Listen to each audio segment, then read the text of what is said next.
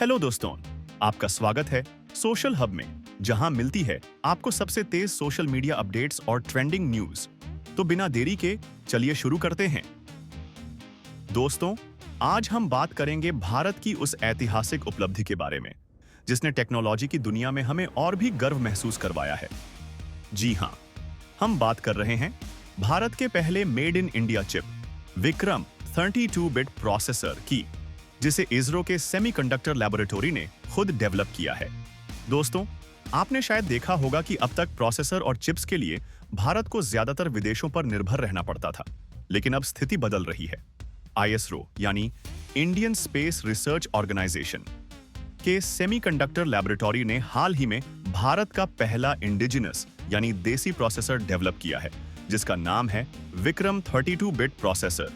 इसका नाम आईएसआरओ के संस्थापक विक्रम साराभाई के सम्मान में रखा गया है। यह प्रोसेसर 32 बिट आर्किटेक्चर पर काम करता है और इसे खास तौर पर अंतरिक्ष मिशनों के लिए डिजाइन किया गया है। इसका इस्तेमाल सैटेलाइट्स और आईएसआरओ की स्पेस टेक्नोलॉजीज में किया जाएगा, ताकि हमें विदेशी चिप्स पर निर्भर न रहना पड़े।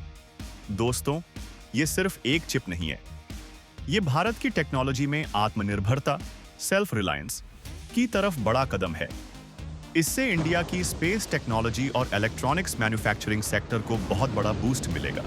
साथ ही आने वाले समय में हम डिफेंस, कम्युनिकेशन और कंप्यूटिंग में भी अपनी इंडिजिनस चिप्स को इस्तेमाल कर सकेंगे। यानी आने वाला कल सिर्फ भारतीय रॉकेट और भारतीय सैटेलाइट का नहीं, बल्कि भारतीय चिप्स का भी होगा। अगले न्यूज की तरफ बढ़ते हैं। पिछले कुछ हफ्तों से शिल्पा शेट्टी और उनके पति राज कुंद्रा एक 60 करोड़ रुपए के धोखाधड़ी के विवाद में फंसे हुए हैं। मुंबई के एक कारोबारी दीपक कोठारी ने इन पर आरोप लगाए हैं कि उन्होंने निवेश के नाम पर जो रकम दी थी, उसका गलत उपयोग किया गया। शिल्पा शेट्टी ने हाल ही में अपने इंस्टाग्राम स्टोरीज के जरिए यह घोषणा की कि बास्टियन बांद्रा, जो मुंबई की एक जाना-माना और प्रसिद्ध रेस्टोरेंट थी, अब 4 सितंबर से बंद हो रही है। उन्होंने इसे एक युग का अंत बताया और कहा कि यह जगह उन्हें और मुंबई की नाइट लाइफ को बेहद खास यादें देती रही है। बास्टियन को शिल्पा शेट्टी और रंजीत बिंद्रा ने मिलकर चलाया था और यह 2016 से मुंबई की नाइट लाइफ का एक महत्वपूर्ण हिस्सा थी, खासकर अपने समुद्री भोजन के लिए प्रसिद्ध। हालांकि शिल्पा ने यह भी कहा कि बास्टियन का एक और शाखा बास्टियन 8 द टॉप, जो दादर में है, वह जारी रहेगा और नए अनुभवों के साथ अपनी परंपरा को आगे बढ़ाएगा। शिल्पा और राज कुंद्रा के वकील का कहना है कि यह मामला एक पुरानी व्यावसायिक विवाद है और कोई आपराधिक आरोप सिद्ध नहीं हुआ है। वे इस मामले को बेवजह और उनके खिलाफ छवि धूमिल करने के प्रयास के रूप में देखते हैं और कानूनी कार्रवाई की तैयारी कर रहे हैं। चलो भाइयों, अगले न्यूज की तरफ बढ़ते हैं।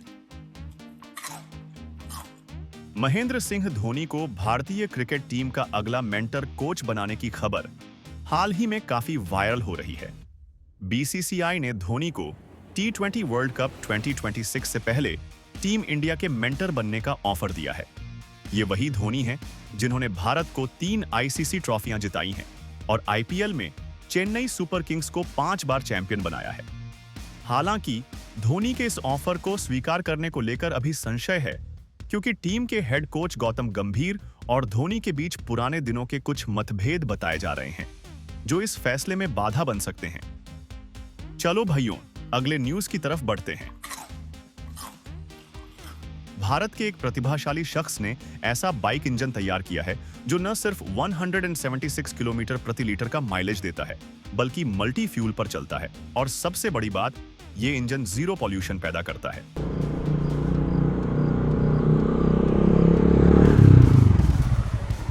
आज की महंगाई में जहां पेट्रोल डीजल के दाम आसमान छू रहे हैं, वहीं यह इंजन लोगों के लिए वरदान साबित हो सकता है। इस आविष्कार के जरिए एक व्यक्ति ने दिखा दिया है कि अगर जुनून और मेहनत हो तो नामुमकिन कुछ भी नहीं। बताया जा रहा है कि इस इंजन को इस तरह से डिजाइन किया गया है कि यह पेट्रोल, डीजल, बायोफ्यूल जैसे कई प्रकार के फ्यूल पर आसानी से चल सकता है। इतना ही नहीं, यह इंजन चलने के दौरान किसी भी तरह का धुआं या हानिकारक गैस उत्सर्जित नहीं करता, यानी यह पर्यावरण के लिए पूरी तरह सुरक्षित है। अगर यह तकनीक बड़े पैमाने पर इस्तेमाल में लाई जाती है तो आने वाले समय में न सिर्फ भारत की फ्यूल डिपेंडेंसी कम होगी बल्कि प्रदूषण की समस्या से भी बड़ी राहत मिल सकती है। आपको क्या लगता है दोस्तों, क्या यह इंजन आने वाले समय में पूरी दुनिया की परिवहन व्यवस्था को बदल कर रख देगा? हमें कमेंट सेक्शन में जरूर बताएं। चलो भाइयों, अगले न्यूज की तरफ बढ़ते हैं। आज की बड़ी खबर है कि बिहार में कांग्रेस राजद के एक रैली मंच से प्रधानमंत्री नरेंद्र मोदी की दिवंगत मां हीराबेन मोदी को अभद्र भाषा और गालियां दी गईं, जिससे राजनीतिक माहौल में तूल पकड़ गया है। प्रधानमंत्री मोदी ने इस मामले पर गहरा दुख जताते हुए कहा है कि यह केवल उनकी मां का अपमान नहीं, बल्कि देश की हर मां, बहन और बेटी का अपमान है। उन्होंने कहा, मां को गाली नहीं सहेंगे, इज्जत पर वार नहीं सहेंगे। यह 125 साल की बुढ़िया बेंगलोर की जिंदगी बदल सकती है, कर्नाटक की जिंदगी बदल सकती है, हिंदुस्तान की जिंदगी बदल सकती है। मैं तो ये 125 साल की बुढ़िया कांग्रेस हिंदुस्तान पर बोझ बन गई है। उन्होंने बिहार की जनता से अपील की है कि वे इस तरह की राजनीति का विरोध करें और महिलाओं का सम्मान करें। भाइयों बहनों, बता दीजिए, इस देश में कभी किसी ने 50 करोड़ की गर्लफ्रेंड देखी है? 50 करोड़ की गर्लफ्रेंड ये गरीब देश में। पीएम मोदी ने कहा कि उनकी मां का राजनीति से कोई लेना देना नहीं था, फिर भी उन्हें अपशब्द कहे गए। उन्होंने कांग्रेस और राष्ट्र पर कड़ी निंदा की और कहा कि बिहार की जनता ऐसा अपमान कभी माफ नहीं करेगी। ये रुपये कौन कौन विधवा थी जो लेती थी? ये कांग्रेस की कौन सी विधवा थी? इस घटना ने राजनीतिक दुनिया को हिलाकर रख दिया है और पीएम मोदी की भावुक प्रतिक्रिया ने लोगों के दिल छू लिए हैं। इस पूरी घटना के बाद बिहार के राजनीतिक गलियारों में हलचल तेज हो गई है और विपक्ष भी इस मामले पर अलग अलग प्रतिक्रियाएं दे रहा है।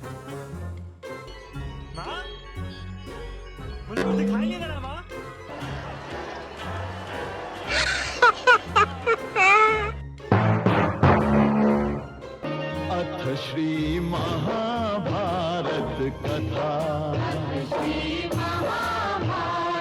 कथा